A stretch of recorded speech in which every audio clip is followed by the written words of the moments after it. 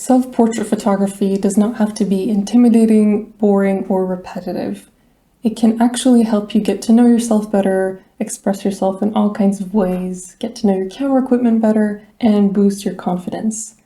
When I first started taking self-portraits, I had to experiment with all kinds of things to figure out what worked for me and what helped me take creative and interesting self-portraits.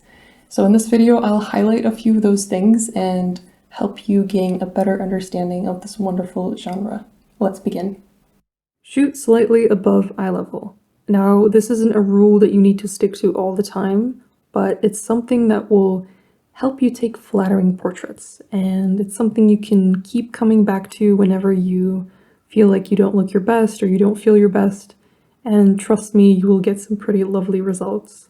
So I don't stick to this rule all the time. I like to experiment with different angles, especially when I'm feeling creative, but for a typical self-portrait, try shooting at eye level or slightly above eye level to get some nice and beautiful results. Another thing you can do is use a wide aperture to get that nice blurred background effect. Again, this isn't something you need to do all the time, but if you love background blur, then you will love using a wide aperture. I typically use an aperture of 2 or 1.8 or 1.4 to get a nice soft focus. And with that, you need to be careful with focus, so if you use an aperture of 1.4, for example, then it'll be easier for you to take out of focus pictures or pictures where your nose is only in focus, for example. So pay attention to that and experiment with different apertures, and I'm sure you'll find one that really works beautifully for you. Another thing that is really important to learn is how to shoot indoors and outdoors. This will give you flexibility, it will give you all kinds of ideas, and it will also give you a variety of photographs that you can proudly share in your portfolio. It's much more interesting to see pictures in a portfolio that are taken in different places, using different types of light, and so on and so forth. And all of the skills that you gain from this will help you work with clients in the future, and it will show people that you are a flexible and creative person. So if you're not sure where to start, I suggest starting indoors. So experiment with different kinds of simple lighting like lamp light or torch light, and experiment with natural light indoors. And then from there, you can go out and take pictures in different environments and experiment with different ideas. If you need some extra help, then check out my indoor self-portrait photography on a budget course. There's a link to it in the description. I will teach you how to feel more confident in front of the camera, and I will introduce you to different kinds of ideas that will help you take incredible pictures of yourself.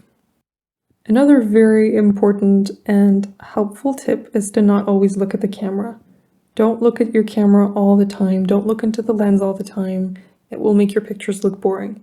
So you want to have diversity in your portfolio. You want to have a variety of expressions in your work.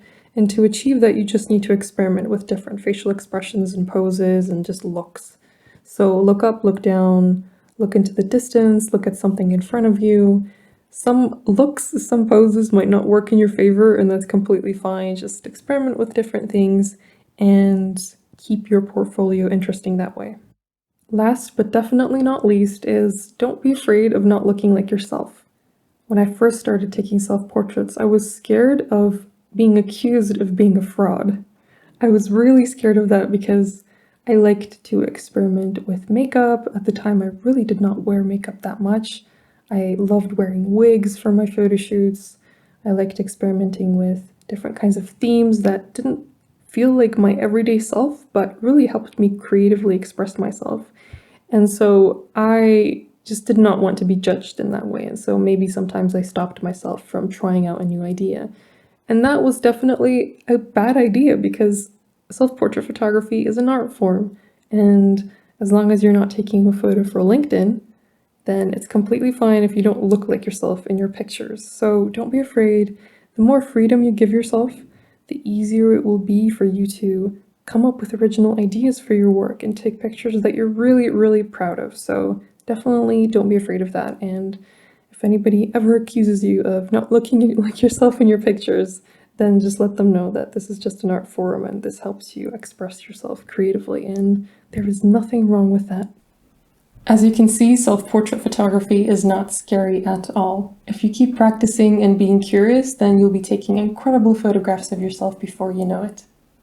If you liked the tips in this video, then it's very likely that you will love my course, Indoor Self-Portrait Photography on a Budget. I will teach you the art of self-portrait photography, I will teach you how to feel more confident in front of the camera, and much more. Check out the link in the description to find out more.